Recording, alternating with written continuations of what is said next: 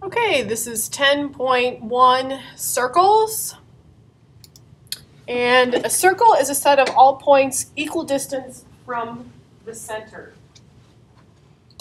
So your center is in the middle of your circle. It would be like connecting a rope or a piece of string to like a stake in the ground. And then you would put a pen or a pencil or some other writing utensil, just a stick actually, in the other end of the rope and just start moving around. That would be a circle. And so if you think this is your center, maybe I should make that a different color. So here's your center. That not go.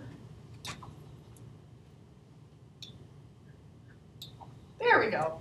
There's your center, and then you have, this is your distance.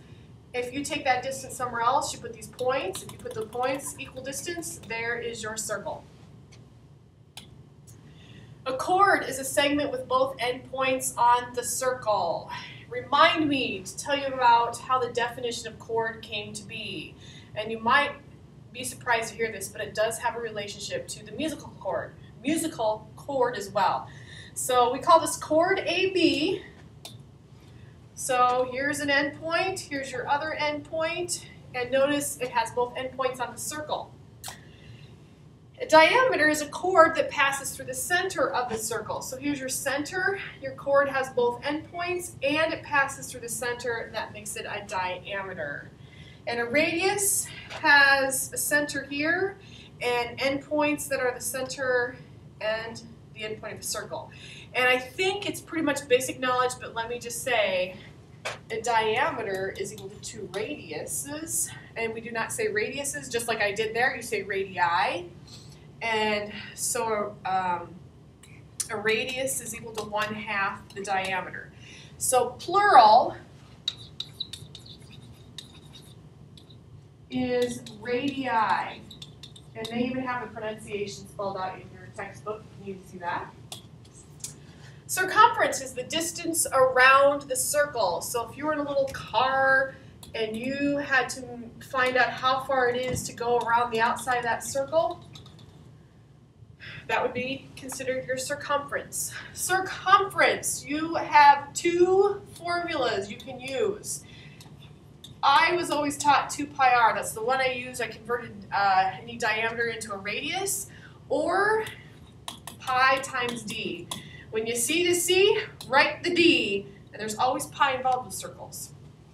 Okay, that's kind of one very cheesy way to try to remember that.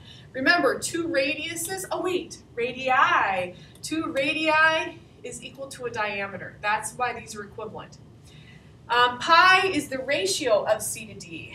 So if you had pi times d and you wanted to solve for pi, which is kind of weird, but you divide both sides by d.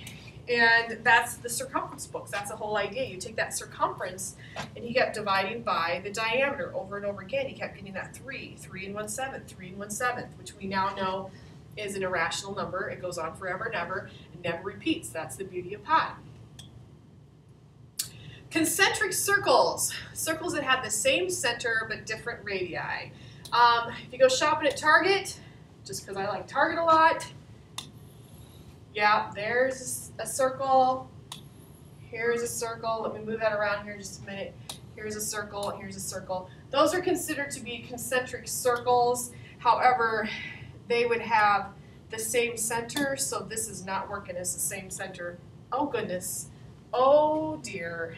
Will my board shut down? Please do not shut down, board. Please do not. Oh, that's not good when I see the wheel.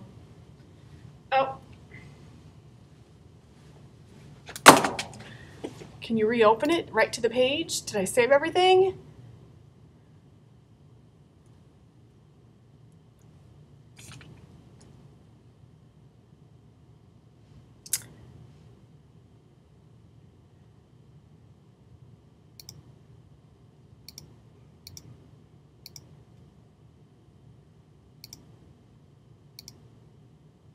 Oh, goodness.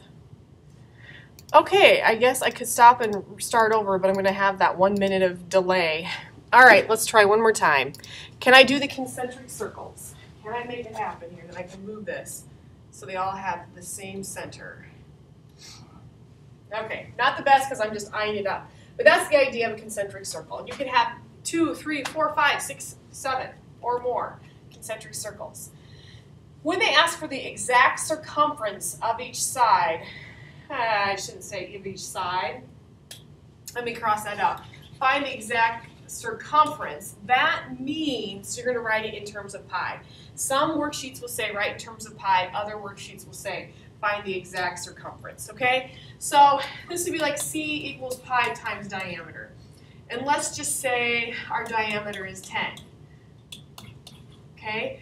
You can either write, if you were to put this into your calculator and press the pi button, which by the way, pi button, pi not 3.14, okay? Because 3.4 is rounding it a lot. We know there's so much more beyond that we like to stick with the pi button. But even then, your pi button is an approximation. So to write something exact would not be 31.4.